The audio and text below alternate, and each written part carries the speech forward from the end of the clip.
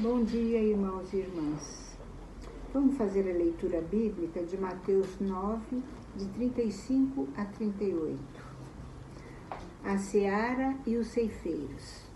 Jesus percorria todas as cidades e povoados, ensinando nas sinagogas, pregando o evangelho do reino e curando todo tipo de doenças e enfermidades. Vendo as multidões, compadeceu-se delas, porque andavam atribuladas e abatidas como ovelhas que não têm pastor.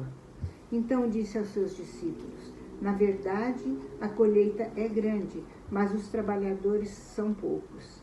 Rogai ao Senhor da colheita que mande trabalhadores para a sua colheita. Oremos. Senhor Deus e Pai, nós te agradecemos, Senhor, pela nossa vida. Nós te agradecemos, Senhor, pelo dia maravilhoso que o Senhor nos deu. Nós te agradecemos, Senhor, pelas bênçãos incontáveis que recebemos de Ti.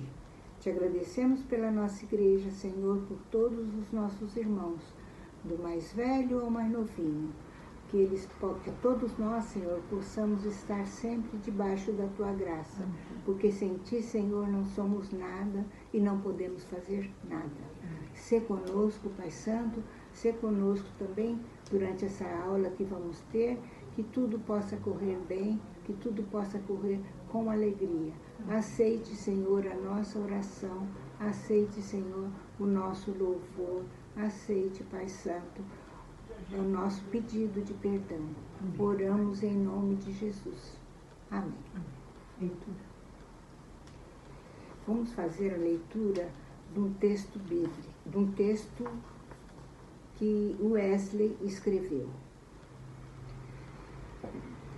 O Evangelho de Cristo não conhece outra religião que a social, nem santidade que a santidade social.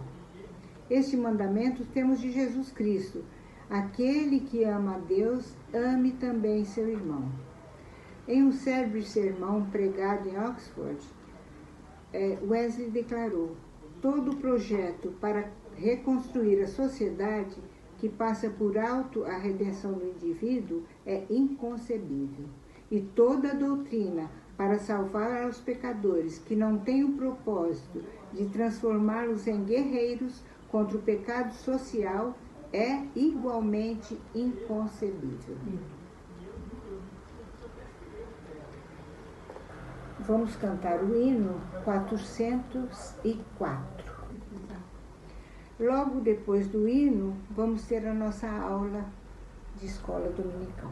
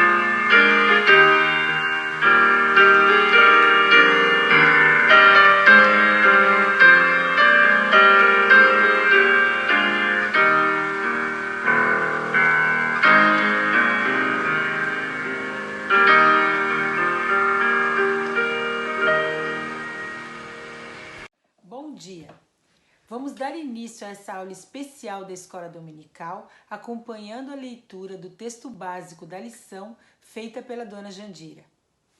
A leitura de hoje se encontra em Mateus, capítulo 28, do versículo 16 ao 20. Jesus aparece aos seus discípulos na Galileia, e os 11 discípulos partiram para a Galileia, para o monte que Jesus lhes tinha designado. E quando ouviram, o adoraram, mas alguns duvidaram. E chegando-se Jesus, falou-lhes, dizendo: É-me dado todo o poder no céu e na terra. Portanto, ide e ensinai a todas as nações, batizando-as em nome do Pai, do Filho e do Espírito Santo, e ensinando-as a guardar todas as coisas que eu vos tenho mandado. E eis que estou convosco todos os dias até a consumação dos séculos. Amém. Depois que eu aceitei o convite da pastora Dulce para ministrar essa aula especial de escola dominical, eu fiquei bem nervosa, por ser a minha primeira aula não presencial e por não saber o assunto a tratar. E pensando na realidade atual brasileira, além da pandemia, eu resolvi falar sobre a missão da igreja, a missão nossa como cristãos metodistas. Eu vou dar uma introdução da lição e passar para a participação dos alunos, porque uma aula de escola dominical, virtual ou não, tem que ter a importante contribuição dos alunos. A igreja existe para a missão. A missão é de Deus. A missão, para nós metodistas, é ou deve ser entendida como uma vocação. Há um único evangelho onde estão presentes aspectos que chamamos espirituais e ação que consideramos social.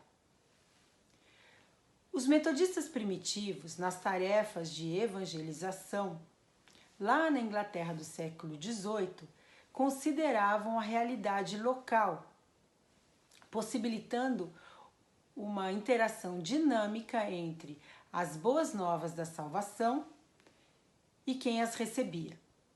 Compromisso com o bem-estar integral da pessoa e com o entendimento que servimos ao Senhor através da dedicação ao próximo. Amor ao próximo inseparavelmente ligado ao amor de Deus.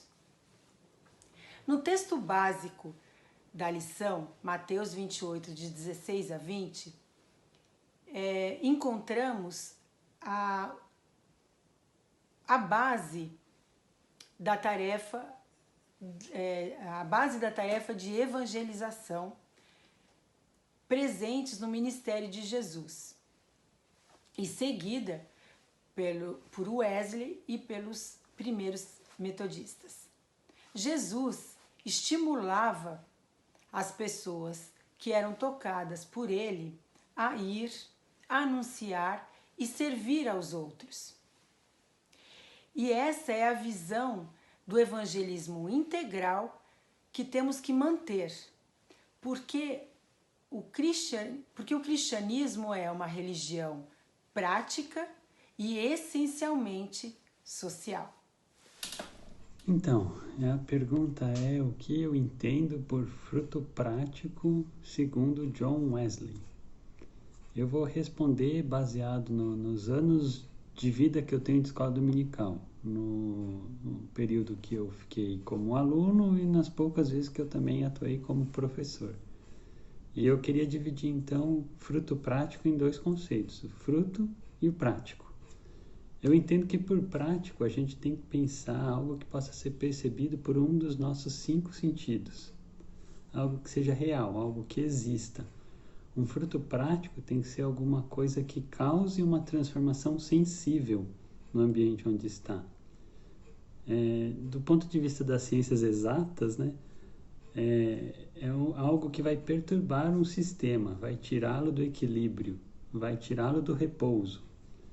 Na minha visão, Wesley coloca que o que um cristão frutifica, vindo de uma verdadeira conversão, deve ser percebido, deve ser palpável, ser de fato transformador. E eu coloco aqui uma opinião mesmo, assim, deve ser local, tem que ter um efeito imediato. A gente pode pensar em causas globais, assim, que elevam o espírito, como as Olimpíadas, ou como a pandemia que estamos vivendo, enfrentando problemas e os percalços dessa pandemia que estão mobilizando nações. Mas o que vai impactar as pessoas são as ações individuais. É o esforço da última braçada do atleta para conquistar o ouro.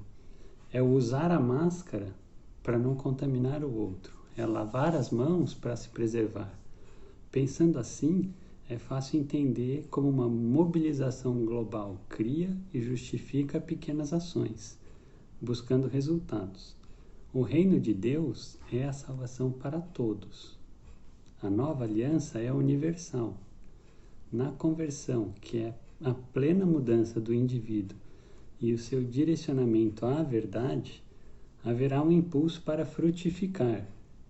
Então, a gente passa para a parte do fruto. Já vimos o que era prático, agora o que é fruto. O indivíduo frutifica, uma nação não frutifica, o povo escolhido não frutifica. É o indivíduo que passa a agir de outra maneira. É ele que vai repensar, refazer as suas relações com os outros e com o mundo. É nesse processo que eu entendo que Wesley enxerga e valida as ações do cristão, dizendo que a busca pela salvação deveria se revelar ao mundo através de frutos práticos. Com esse entendimento, é difícil de aceitar a relação histórica dos metodistas com a perpetuação da escravidão, por exemplo. É difícil de justificar a conivência de cristãos com uma prática de contínua destruição ambiental. É complicado entender como se estabeleceu um discurso de ódio e de morte, mas o que eu acho que é mais revelador é a perpetuação de instituições religiosas que não olham para nada além delas mesmas. Onde é que estão os frutos práticos? O cristianismo é uma religião prática, sim. Eu acho que isso é inquestionável. Jesus não foi um filósofo, Jesus não foi um teórico. Jesus era uma pessoa do povo, ele viveu com o povo, ele partilhou das angústias do povo, ele ajudou a transformar e a melhorar a vida da comunidade onde ele vivia. Então, nós devemos nos mirar no exemplo dele. Então, assim também deve ser a nossa vida. Então, o verdadeiro cristianismo, ele é isso, ele é a fé colocada em prática, não uma fé que se esgota na nossa vivência pessoal, interna, nossa vivência, numa relação com Deus, algo etéreo no plano teórico e das ideias, mas uma fé que é colocada em prática, por meio de uma vivência, uma forma de agir que revele os nossos valores, revele o nosso compromisso de fé, atitudes do dia a dia e também atitudes em relação ao próximo, de transformar a vida das pessoas que estão ao nosso redor, de causar impacto, mudanças positivas. Esse é o verdadeiro cristianismo que nós devemos perseguir, Então, fundado, como diz Wesley, nos atos de piedade, que são aqueles que mostram, refletem a nossa relação com Deus, e os atos de misericórdia, que refletem o nosso amor em relação ao nosso próximo. Ação evangelizadora dinâmica. Ficou fácil falar depois do culto do domingo passado. No domingo passado tivemos o exemplo do que é uma ação, tivemos a explicação da ação evangelizadora dinâmica. especialmente nesses versículos aqui do texto base, Mateus 28, 16 a 20. A ação evangelizadora dinâmica é o estar junto, é o caminhar junto, é o ir fazer discípulo onde estiver, é o ensinar. Sem ensino, sem estar junto, não tem ação evangelizadora. E não existe ação evangelizadora que não seja dinâmica. Jesus andou com o povo, falou com o povo, tocou o povo, tocou o necessitado, tocou quem precisava ouvir, nem sempre o necessitado. Então, a ação evangelizadora dinâmica é aquela que se faz presente na vida. Não é teoria, é prática. Antes de encerrarmos essa aula especial de escola dominical, com a oração que o Senhor nos ensinou, devemos lembrar que, como cristãos metodistas, herdeiros espirituais do avivamento wesleyano na Inglaterra do século XVIII, somos chamados, no Brasil do século XXI, a nos posicionar de maneira clara e definida contra toda sorte de males que aviltam a vida e assim crescer em santidade, no amor de Deus e ao próximo, em atos de piedade e misericórdia. Oremos. Pai nosso que estais nos céus, santificado seja teu nome. Venha teu reino, seja feita a tua vontade, assim na terra como nos céus. Pão nosso de cada dia nos dai hoje. Perdoa as nossas dívidas, assim como nós perdoamos aos nossos devedores. Não nos deixes cair em tentação, mas livra-nos do mal, pois teu é o reino, o poder e a glória para sempre. Amém.